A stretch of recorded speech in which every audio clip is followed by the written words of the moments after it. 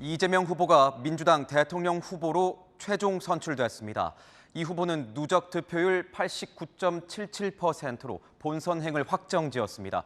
역대 대선 경선 최고 득표율입니다. 민주당은 즉각 이재명 후보 체제로 전환해서 본격적인 대선 모드에 돌입할 계획입니다. 오늘의 첫 소식 이서영 기자가 보도합니다. 이재명 후보가 89.77%의 득표율로 더불어민주당 제21대 대통령 후보로 선출되었음을 선포합니다. 이재명 후보 대세론에 이변은 없었습니다. 최종 득표율 89.77%로 민주당 대선 후보에 선출됐습니다. 오늘 수도권과 강원, 제주 지역에선 90% 넘는 지지를 받았습니다. 이 후보는 한 사람의 최고 공직자가 나라를 어떻게 망치는지 국민이 체험했다며 집권 시 달라질 대한민국을 강조했습니다. 저 이재명은 해냈습니다. 성남에서 했고 경기도에서 했습니다. 그리고 민주당에서 했습니다. 이제 대한민국이 해야 합니다. 그래서 지금은 이재명입니다. 89.77% 득표율은 대한민국 정당 역사상 가장 높은 대선 경선 득표율입니다. 78%였던 김대중 전 대통령, 박근혜 전 대통령의 84% 득표율도 뛰어넘었습니다. 89.77%라는 역사에 없는 압도적 지지로 저를 대통령 후보로 선출해 주신 것은 민주주의와 인권, 평화와 안전, 그리고 회복과 성장, 통합과 행복을 실현하라는 간절한 소망 아니겠습니까? 김경수, 김동연 두 후보는 각각 3.36%, 6.87%를 기록했습니다. 대선 후보 선출이 끝난 민주당은 이제 이재명 후보를 중심으로 빠르게 대선 본선 모드로 전환한다는 계획입니다. 이 후보는 내일 현충원 참배로 첫 후보 일정을 시작합니다. 채널A 뉴스 이서영입니다. 이재명 후보는 수락연설에서 국민 통합을 강조했습니다. 지금 이 순간부터 통합을 갈망하는 모든 국민의 후보라면서 3년 전과 달리 이번엔 반드시 승리하겠다고 했습니다. 이어서 이기상 기자입니다. 21대 대선에서 더불어민주당 공식 후보로 선출된 이재명 후보는 첫 수락연설에서 국민 통합을 강조했습니다. 지금 이 순간부터 이재명은 민주당의 후보이자 내란 종식과 위기 극복, 통합과 국민 행복을 갈망하는 모든 국민의 후보입니다. 더 낮은 자세로 정치의 사명이자 대통령의 제1과제인 국민 통합의 책임을 확실하게 완수하겠습니다. 공존과 소통의 가치를 복원하고 대화와 타협의 문화를 되살리는 것이 비상계엄으로 인해 파괴된 민주주의를 되살리는 지름길이라는 겁니다.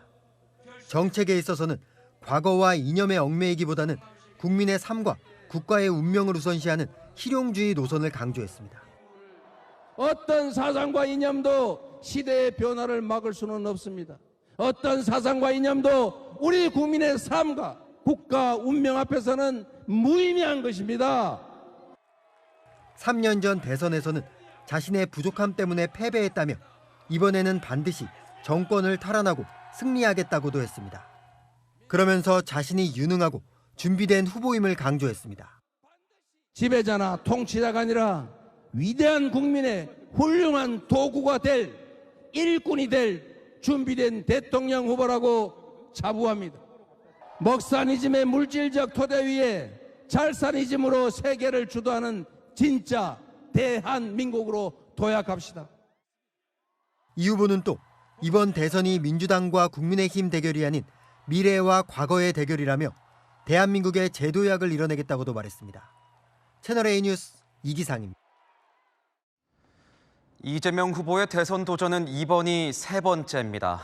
2017년 대선에선 문재인 전 대통령에게 경선에서 패했고 2022년 대선에선 윤석열 전 대통령에게 본선에서 졌습니다. 이재명 후보는 스스로 과거와는 달라졌다고 말합니다. 구자준 기자가 보도합니다.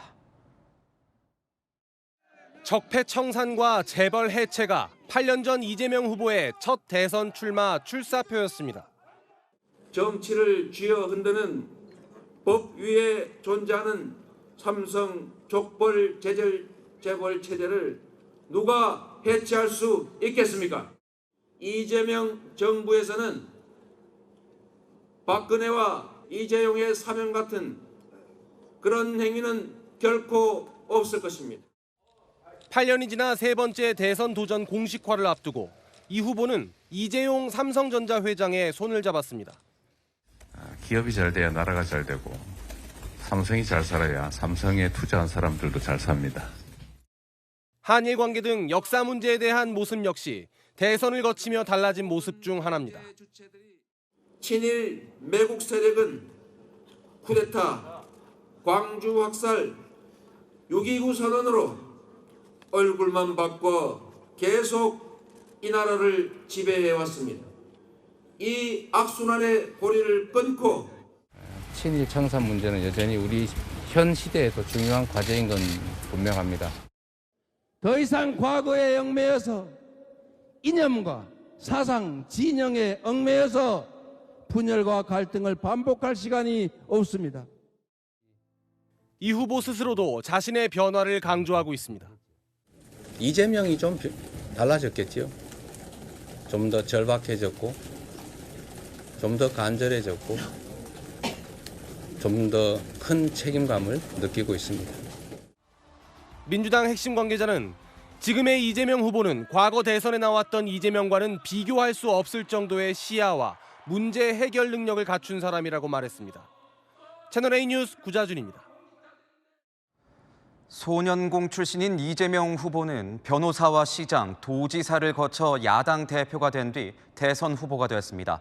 이재명 후보의 정치 항로를 이민준 기자가 정리했습니다. 어려운 집안 형편에 중학교 공부를 포기한 공단 소년공이었던 이재명 후보.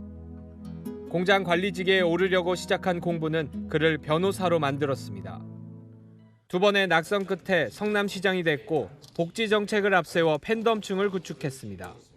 3대 무상복지 정책은 금년부터 전면 시행한다. 박근혜 전 대통령 탄핵 후 치러진 19대 대선에 도전장을 내밀었지만 당내 경선에서 3위에 그쳤습니다.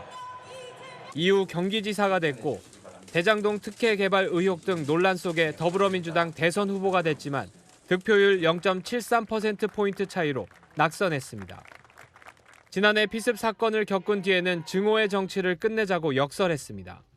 증오의 정치, 대결의 정치를 끝내고 상대를 죽여 없애야 하는 전쟁 같은 이 정치를 이제는 종식해야 합니다. 총선에서 야당의 압승을 이끌고 비상계엄과 탄핵 정국을 거치며 유력 대선 주자의 지위를 공고히 다졌습니다.